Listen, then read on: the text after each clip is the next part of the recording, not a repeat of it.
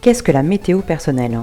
Eh bien, c'est un très bon icebreaker qui permet de débuter n'importe quelle réunion ou de séminaire. On va venir parler de son humeur actuelle, comment est-ce que l'on se sent, mais également aussi, il permet de faire entrer l'intelligence émotionnelle au sein d'une équipe. Il va falloir réunir 3 conditions pour que ça fonctionne. La première, c'est une introspection sincère.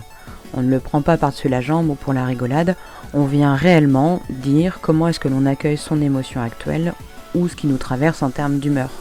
C'est un moyen de se dévoiler un peu, certes, mais c'est aussi faire preuve de confiance quand on le fait et le fait que les autres l'accueillent également.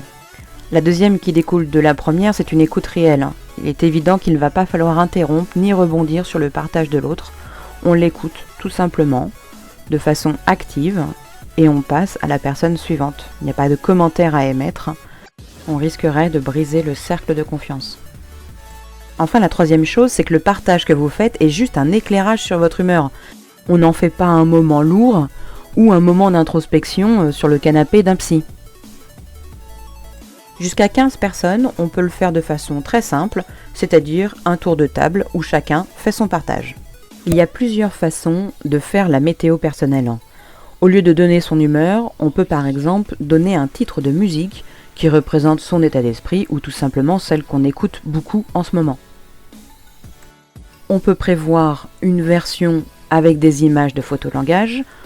On peut le prévoir aussi avec une version de Dixit. Chacune des personnes choisit une image qui va correspondre à son émotion actuelle, voire même rendre ça encore plus funky avec des affiches de films où chacun vient donner son interprétation personnelle de ce à quoi le titre ou l'affiche lui fait penser.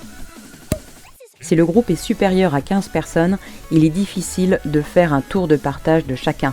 Utilisez dans ces cas-là des post-it ou un support digital où chacun va pouvoir donner le titre de musique par exemple ou une image en particulier ou bien des émoticônes qui vont venir partager leur humeur, l'illustrer et ceux et celles qui le souhaiteront pourront expliquer pourquoi.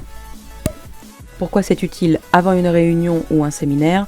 C'est que ça permet de créer du lien dès le départ et surtout on permet de comprendre aux uns et aux autres pour quelles raisons telle ou telle personne va mieux recevoir telle ou telle information par la suite.